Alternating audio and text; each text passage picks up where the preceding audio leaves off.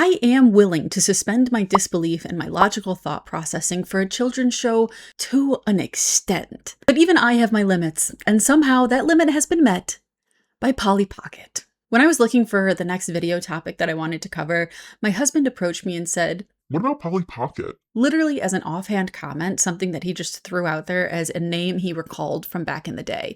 And I thought, there can't be that much on Polly Pocket. I was wrong. What I'm going to take you through today is what I would like to call the Multiverse of Madness Polly Pocket Edition. In my opinion, there is concrete evidence of a multiverse within the Polly Pocket universe. But in order to explain this to you and then dive into every single reason why the 2018 Polly Pocket animated series has plot hole after plot hole and opens up a plethora of questions around the way in which this multiverse functions, I need to first take you through the other versions of Polly Pocket. I'm going to separate this video into parts, and then there are going to be subsequent videos because I just don't have the bandwidth to create like a 5-hour long video, which I probably could do on this topic. So to kick things off for today, we first have to determine which Polly we are even talking about. The Polyverse begins in 1989 when the original Polly Pocket doll was developed and produced by Bluebird Toys. Originally, Polly was these tiny dolls that lived inside of these compact cases. She had little slots that you could slot her in, and you can, take her out and play with her and all that fun stuff. In this initial universe, Polly was roughly half an inch tall, she had curly blonde hair, and she was the mayor of a town called Pollyville. This is important. Despite being the mayor of Pollyville and having a plethora of friends and additional dolls that came with her doll sets, there never was a really concrete backstory to this Polly. I can only imagine there's so little backstory because this is what we would call Universe Zero, the base universe. The original universe in which Polly was born, created, developed, birthed, however you'd like to say it. In our base universe, or Universe Zero, whatever you'd like to call it, it's very important for us to remind ourselves that Polly was simply a small girl who lived inside of compact cases, spaces, whatever you want to call these, okay? This inherently opens up the conversation around, well, if she is small and lives inside of compact things, who owns the compact things? We live in a universe where we humans play with these toys. However, if we look at this from Polly's perspective, logic would state that there has to be some sort of higher being that was putting Polly inside of these compact things and carrying her around. However, Universe Zero is not where we are going to spend the majority of our time, so I'm going to leave it at that. In the 90s, Bluebird Toys is struggling, and there is a lot of back and forth and bidding before Mattel eventually takes over. Up until this point, Mattel had actually been the distributor of Polly Pocket in America, so they were familiar with the character, they just didn't have the rights over the toys until they bought Bluebird Toys in 98, something like that. It's my opinion that we're traveling along the original timeline, and when Bluebird Toys was bought by Mattel, that is where we first see a split off into our first other universe, Universe 001, if you will. Mattel was already very aware of how popular Polly Pocket was, and so at this point, they decided to reinvent her. They took away the blonde bob, they made her like an inch taller, and they gave her this really like Ariana Grande-esque ponytail. They also gave her some additional friends at this point, Lila and Shani, which are going to come in later because there is additional evidence there of a multi-layer universe. We'll get into it. Now, in Universe 1, Mattel also developed something called Fashion Polly, which essentially was just this new version of Polly Pocket, but it was focused on like fashion and clothes. This is also the point in time where they developed the infamous stretch clothing, the rubber stuff that we all used to chew on as kids. So Universe 1 is where that originates. However, it will be replicated into other universes. It's also where we get some of the more modern like elements like the magnet clothing, and she's inside of a CD case instead of just like a little compact like this. I would say that Universe 1 is where most of us remember Polly from. That's my original thought. But when I think of Polly Pocket from my childhood, I think of the one with the stretch clothes that was probably about this big, maybe like this big, and she came in like the different compacts and stuff like this. Now, when we hit 2004, 2008, 2010, and then eventually 2018, this is where things get quite messy. You would likely be able to figure out which universe you're in simply by looking at one person, Polly's mother. There were several movies produced between 2004 and 2008. This I'm going to call Universe 2. In this universe, her mother's name is Emily, and she is deceased. Her mother's death is actually like an integral part of her story. Now, in 2010, when the web series was developed, her mother was alive, and they simply called her Mom Pocket. She also has an older brother named Pierce, a younger brother named Paxton, and a grandmother. Keep in mind some of the names that I'm telling you because they will come back to haunt you later. Through the 2010s, I can only imagine that there are multiple universes that have spun off of the original path, depending on whether or not her mother is alive or dead. But at this point, we've reached the culmination of where we're going to spend most of our time, which is the 2018 reboot of Polly Pocket, the TV series. Like I said at the beginning, I can suspend my disbelief for a period of time while watching a children's show or a children's movie. I can accept some level of magic. I can accept some levels of the laws of physics not functioning as they should. But there are places where I have to draw a line. The continuity errors and the blatant disregard for anything logical in this show just has to be questioned. Unfortunately, the weight falls on my shoulders. I have to be the one to question this. So here we go. All right. Let's do this. Here's where we're going to jump into part 2 for this video, which is where we look at the Pocket family tree. Again, I am solely dedicating this time to the 2018 web series because it is the place that has the most questions for me. If we start out simply, we have Polly Pocket. If you remember when I was talking about the 2010 web series, I mentioned her older and younger brother named Pierce and Paxton. And I said, remember those names because they also exist in the 2018 series, which again further supports the multiverse theory. These people exist outside of one universe. There are different iterations of them throughout every universe that Polly exists in. Her older brother is somewhere between 16 and 17 years old. It appears that he's still in school, in high school, but has not graduated yet. Her younger brother, Paxton, is an infant. He is not even talking yet. He's a year and a half old, something like that. In addition to Polly, her older brother, and her younger brother, of course, we have her mom and dad. As I mentioned in this series, her mother is alive and well, and her mother also appears to work for some sort of invention company. I think she works in like R&D or something like that. Maybe she's an engineer. This comes into play later. Now, another very key character in this series is her grandmother. Her relationship with her grandmother reminds me of like Halloween Town, like the original Halloween Town movie, and the relationship that, I'm forgetting her name now, but the oldest daughter has with the grandmother in that movie. It's sort of like my grandma's so cool, like she's like awesome and fun, and there's this secret that she has to tell me that I don't quite know about yet. We know at this point that Polly's grandmother is the one that is holding onto the locket. The question is, who had the locket before her? There's a very brief snapshot that I grabbed from an episode in which Polly learns about her past where we see a family tree. Now, there aren't many names on here, but you can see several generations going back. The other character we end up knowing by name is Polly's great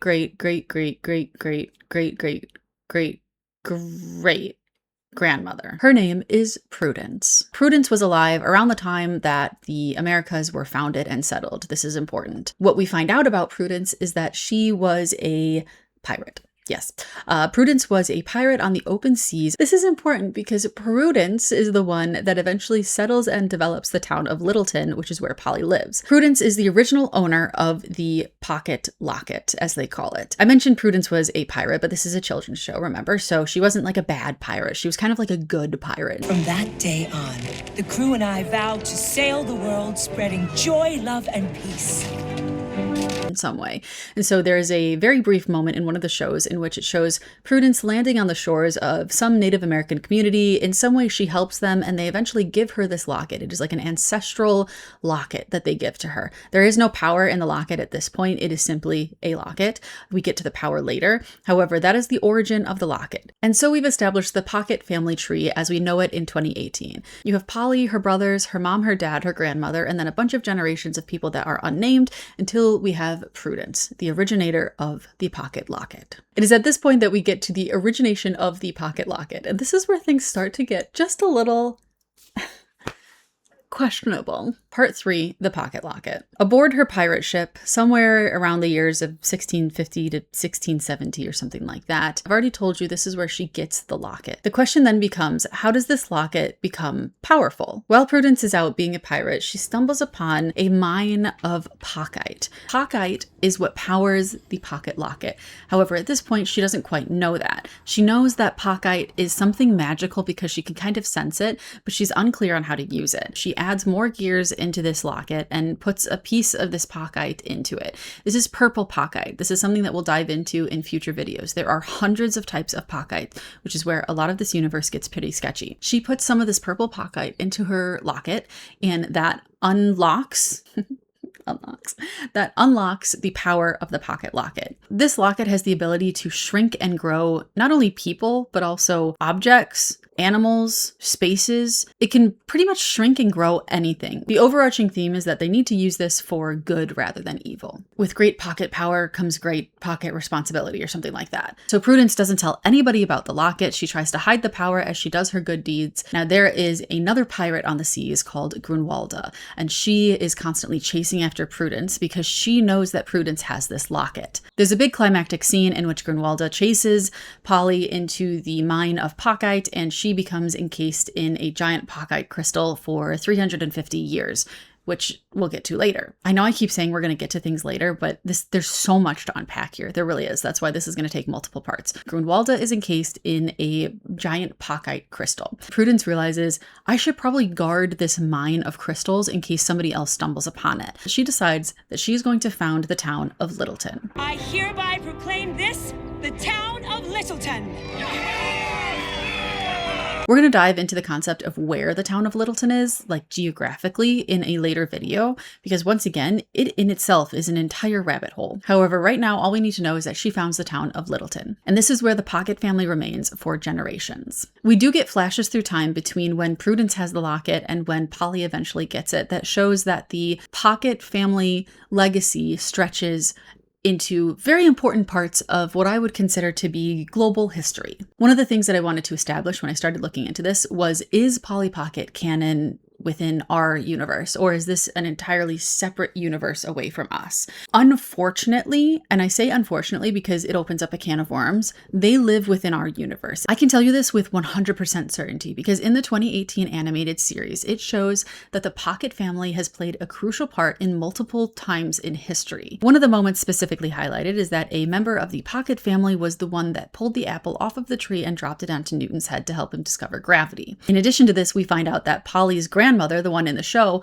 actually was part of the space missions. She went to space, shrunk down, and helped ensure that like Neil Armstrong was able to walk on the moon. So these points very specifically tell me that they exist in our universe, and I can only imagine that the rest of Earth is canon. The moon, the other planets, countries, people, and this is even further supported by later in the series when there is a movie where Polly Pocket goes to Rio de Janeiro. There are also multiple points throughout the series where specific places such as Scandinavia are mentioned. I'm digressing slightly here, so back to the original point. Prudence gets this pocket locket, she develops the power, and she guards it, and the rest of the Pocket family supposedly guards this throughout history. There is a point in the series in which Polly's grandmother tells her that the locket has chosen her, Polly, to be its next wielder.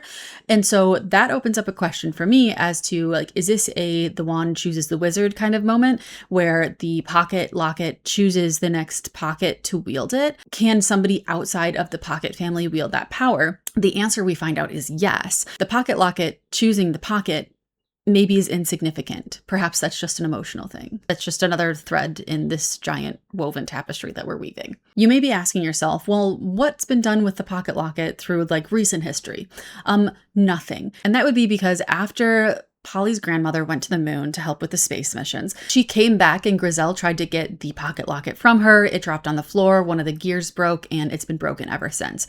For some reason, Polly's grandmother has never been able to fix it, even though the only thing that's missing from it is a single gear that Polly 3D prints herself and fixes it in like 10 minutes. So maybe it is the wand chooses the wizard. I don't know. So it is now 2018. The locket works again. Polly finds out about it because she fixes it and uses it, and Polly's grandmother passes on the locket to Polly. Part 4, the rules make no sense. I have only watched a subset of episodes from the Polly Pocket series, which is why I wanted to make this video in parts so that I have time to catch up on other episodes while I'm making this video in itself. But just from my initial watch, I watched the first 2 episodes taking notes, and I have several questions already about the physics and capability of like why this locket works the way that it does. The first point of contention for me is around the limitation of the Pockite crystal that is in the locket and its like bandwidth, I guess is the best way to do it. When Polly gets this locket from her grandmother warns her not to essentially overextend the use. Bigger things are a different story. Too much power at once. Oh, well, I don't even want to think about it. Pocket time! which laid down this basis and warning that the locket was not infinitely powerful. Polly seems to disregard this completely, and then eventually the pocket locket stops working. At this point, Polly consults with her grandmother and says like, hey, the locket's not working anymore. What do I do? Her grandmother essentially says, I don't know. Polly Pocket was able to run through the power of this locket in like months. Surely at some point in the 350 years prior to her getting the locket, it would have run out of power and somebody would have had to repower it with an additional pocket crystal. How has that knowledge not been passed down from owner to owner? I feel like that would be a primary thought process, was like, hey, I'm going to pass this locket on to you. If it ever runs out of power, go to the mine underneath the library and get another pocket crystal and put it in there and it'll work again. There's no like owner's manual, no like tips and tricks. There's nothing. They just are like, here's a locket, enjoy, shrink, grow, whatever you want to do. Eventually we find out that the way to repower the locket is by getting an additional pocket crystal from the mine that's underneath the library, which I already told you. This is the end of season 1 of the Polly Pocket series. They find this out, they find out about the history, etc., etc. My next question is around the concentration of power of the locket.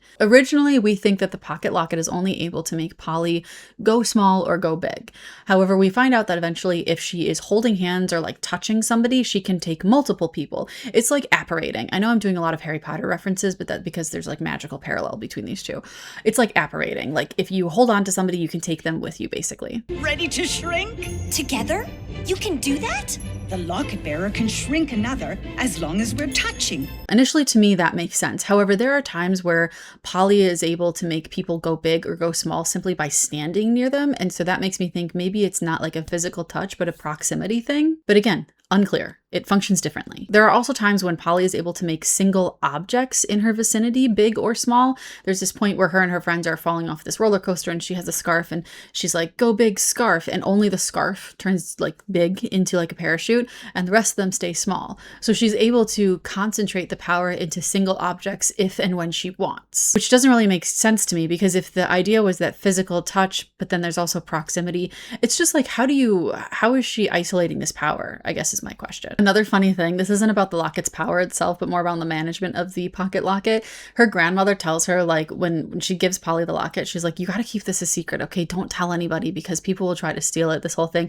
I swear to God, within like 3 episodes, half the town knows that this pocket locket exists. Like a global superstar knows about it. All of her friends know about it. Some guy from school knows about it. Like the Hannah Montana thing where she stands on stage and she's like, hey, I'm going to tell you this really big secret, but you're going to keep it because you're like the townsfolk. And they just keep the secret, I guess. I don't know. They keep the secret. I guess they're trustworthy. I don't know. But then there are also times where people see this locket or witness it and just like simply disregard that it happened. My next question around the functionality of the pocket locket goes back to the question about the locket chooses the pocket. The locket chooses the pocket. Sorry, sometimes I make myself laugh. If it is a situation where the locket chooses the wielder of its power, why are other people able to use it? Grizel and Gwen are constantly trying to get this locket from Polly. Well, there's several occasions in which they do get it from Polly, and Grizel has this idea. She's obsessed with miniatures and she wants to shrink the whole town, which is a whole other thing. I don't understand that. But anyway, so she gets the locket and she puts it into this thing that like extends its power into some sort of like force field, which again, how does that work? Like, where's the limitation of power on this thing? So Grizel and Gwen are able to wield the power of this locket. So is it simply that anybody who has the locket can wield its power? In which case, why were we even talking about the locket chooses you? Because who cares if the locket chooses you if its power is also available to the entirety of the world? There's also a scene in which Polly seems to be able to talk to animals, which is unclear if that's a power that comes from the locket or if that's simply something that Polly can do. She doesn't have like an active conversation, but she talks to a bird and it somehow like understands her and like takes her places. So I'm assuming that that's maybe like a hidden power of the locket or something that's maybe amplified by the locket, but it's also just not clear whatsoever. So just in general, the laws of usage around the locket are very obscure and don't seem to follow any sort of like strategic meaning or really logic in any sense. Obviously, magic is not logical, it's magic, but I expect there to be some level of like universal standard and limitation when it comes to magic. The other thing is that it's stated that when the locket is used or used on somebody, part of the power gets transferred to that person and they become sort of infused, I'll say, for lack of a better word, with some of this Pockite power, but then it's not like they can use that energy to then do something with it. I guess it's sort of like radiation, which then brings me to another question. If there is some form of crystal radiation that happens when this Pockite is used, what does that mean for cancer? Like, are they going to be more prone to cancer? Like, is one of Polly's friends someday going to get cancer because of the Pockite crystal? I feel like it's just something that the FDA needs to approve. I think I rambled enough for today. I've taken you through what have I taken you through? Jesus, I feel like I just ran in circles with my mind. I just have so many questions about this entire show. I don't know. Anyway, let me reclaim my thoughts for just a second. So we've gone through the history of Polly Pocket itself and the multiverses that have been created over time. We talked about the building of the Pocket family tree for the 2018 series, which we're focusing on. We talked about the origin of the Pocket Locket and its usage. And we talked about how the rules of the Pocket Locket don't make any sense whatsoever. I might come back and revisit some of this in future videos because there may be things that I learn later or kind of forget and left out. So I will create like a little part in every video of things that potentially I need to catch you up on that maybe like we talked about in a previous video. So I still have a million questions about this. The one I'd like to explore next is about the town of Littleton and its discovery, its location, and where it exists, basically. Because this is a town that was founded by a pirate 350 years ago, which puts it right around the time that the Americas in general were discovered and obviously colonized and stuff like that. It sits atop a mine of magical Pockite crystals, which apparently nobody in the world or universe had ever discovered before. And somehow this town has remained the home of generations of the same two families for 350 years. I've been capturing the logistics of the town of Littleton throughout my watch of the Polly Pocket series, and I think I can narrow it down to a specific geographical region, but I'm going to try to figure out exactly where it might be. Because we know it's canon within our universe and potentially even the United States, given the climate, the potential location, as well as the time it was founded and how it was founded, I think we can narrow it down. And that is where I will leave you for this week. But next week, we are going to try to figure out where the town of Littleton is. If you enjoyed my ramblings for today, I'm really going to try to piece this together, but I just sort of get my mind spinning and I just keep having question after question after question.